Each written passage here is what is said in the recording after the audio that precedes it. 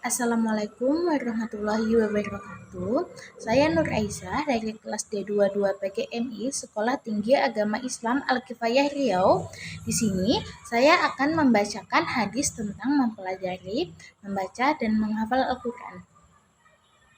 Hadis tentang keutamaan membaca Al-Quran yang cukup familiar adalah hadis riwayat Abdullah ibnu Mas'ud yang menyatakan setiap huruf yang dibaca akan mendapat satu kebaikan. Setiap kebaikan akan dilipat gandakan menjadi 10, sebagaimana berikut ini. An Abdullah ibnu Mas'ud yaqulu qala Rasulullah sallallahu alaihi wasallam man qara'a harfun min kitabillahi falahu bihi hasanatu wal hasanatu bi asrin amsalihha la aqulul ma harfun walakin alifun harfun walamun harfun wa mimun harfun. Artinya, kata Abdullah bin Mas'ud, Rasulullah Shallallahu Alaihi Wasallam bersabda, siapa saja membaca satu huruf dari kitabullah atau Al-Quran, maka dia akan mendapat satu kebaikan. Sedangkan satu kebaikan dilipat gandakan kepada 10. Misalnya, aku tidak mengatakan alif, lam, mim satu huruf, akan tetapi alif satu huruf, lam satu huruf, dan mim satu huruf. Hadis riwayat At-Tirmizi. Menurut Ali bin Abi Thalib karramallahu wajhah, keutamaan yang diungkap hadis di atas diperuntukkan kepada orang yang membaca di luar sholat, walaupun tidak dalam keadaan suci. Sementara keutamaan orang yang membaca Al-Quran dalam sholat dan dilakukan saat berdiri, maka balasannya adalah 100 kebaikan. Kemudian, jika dibaca pada saat duduk sholat, balasannya adalah 50 kebaikan.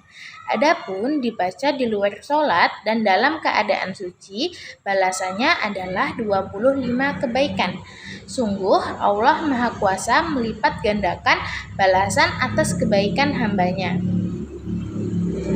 Dalam hadis yang lain, keutamaan membaca Al-Quran disebutkan Rasulullah, siapa yang membaca Al-Quran 100 ayat dalam satu malam, maka akan dicatat untuknya ketaatan saat malam itu. Hadis riwayat Ahmad.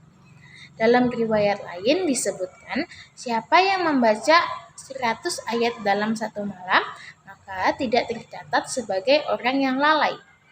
Riwayat berikutnya mengatakan, ketika seorang hamba menghatamkan Al-Quran, maka di penghujung hatamnya sebanyak 60.000 malaikat akan memohonkan ampun untuknya. Hadis riwayat Ad-Dailami.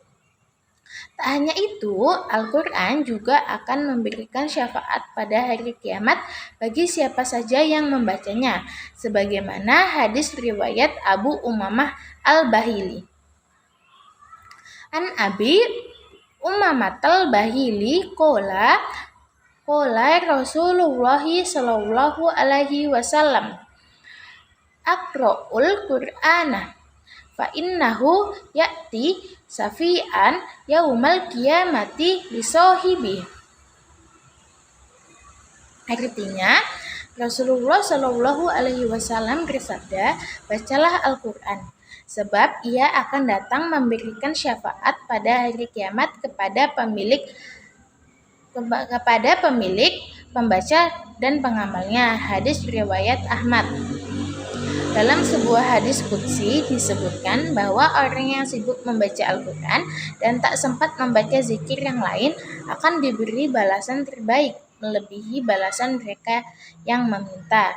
Sebagaimana riwayat Abu Sa'id dari Rasulullah Shallallahu Alaihi Wasallam bahwa Allah berfirman, Yaqulullahi ta'ala man sagolahu fira'atu Qur'ani an zikri wa mas'alati a'taituhu afdhola sawabis sa'ilina wa fadholul Qur'ani ala sa'iril kalami kafadholi lahi ala holkihi. Artinya, Allah berfirman, siapa saja yang disibukkan membaca Al-Quran hingga tak sempat zikir yang lain kepadaku dan meminta kepadaku, maka aku akan memberinya balasan terbaik, orang-orang yang meminta.